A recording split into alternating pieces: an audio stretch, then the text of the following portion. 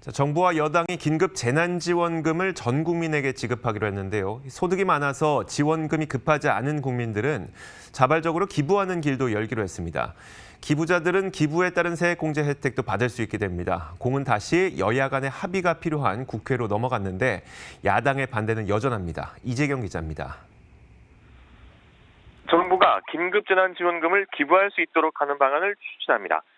기획재정부는 자발적 의사에 따라 지원금을 신청하지 않거나 신청한 이후 기부하는 국민들에게 기부금 세액공제를 적용할 것이라고 밝혔습니다. 소득세법에는 기부금에 대해 15%를 세액공제하도록 명시하고 있습니다. 예를 들어 4인 가족이어서 100만 원의 지원금을 받아 고스란히 기부했다면 연말정산 때 15만 원을 세액공제로 돌려받을 수 있는 겁니다. 결과적으로 100만 원을 다 받아서 쓰거나 명예롭게 기부하고 내년 초에 15만 원을 공제받는 두 가지 선택지가 생긴 겁니다.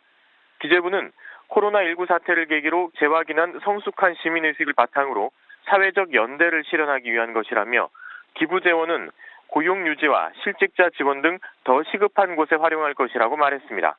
이 방안은 긴급재난지원금을 소득 상위 30%까지 포함해 전 국민에게 지급하는 것으로 당정 청간 의견을 모으면서 추진하게 됐습니다.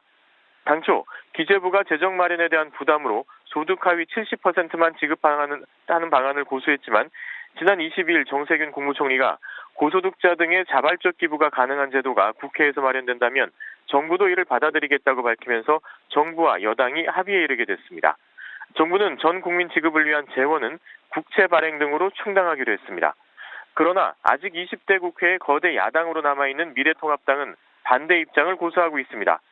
통합당은 지난 21대 총선 때 황교안 당시 당대표가 1인당 50만 원씩 전 국민에게 지급하는 방안을 내세우기도 했지만 총선 직후 입장을 뒤집었습니다. 미래통합당 소속인 김재원 국회 예산결산위원장은 상위 30% 지급은 효과가 없다, 수정안을 가져오라는 등의 이유를 들며 협조에 나서지 않고 있습니다. 여당인 더불어민주당은 오는 29일 본회의에서 추경안을 통과시켜 5월 초에 지급한다고 했던 약속을 지키긴 쉽지 않아 보입니다. 코로나19의 직격탄을 맞고 있는 서민들을 위해 긴급하게 마련한 긴급재난지원금의 재원 마련을 위한 추경안이 또 국회에서 막히면서 서민들의 목만 타들어가고 있습니다. 머니투데이 방송 이재경입니다.